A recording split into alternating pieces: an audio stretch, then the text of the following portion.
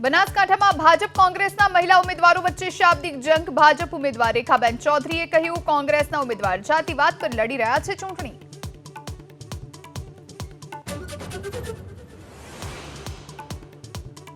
ભરૂચમાં પોલીસ જાસૂસી કાંડમાં વધુ એક આરોપી ઝડપાયો। 1 વર્ષથી ફરાર વડોદરાના પરેશ નામના આરોપીને એસએમસીની ટીમે દમણ બારમાંથી ઝડપી પાડ્યો।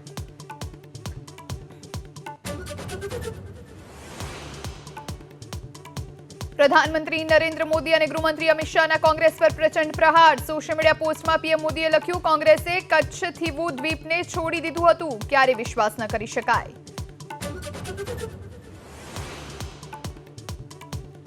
भाजपनी विरुद्ध विपक्षी गठबंधननो दिल्ली थी हुंकार। रामलीला मैदान में इंडिया गठबंधनना नेताओं एक मंच पर।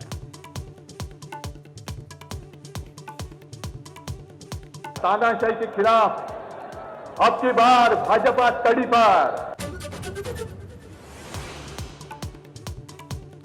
लालकृष्ण अडवाणी भारत रत्न थी सन्मानित।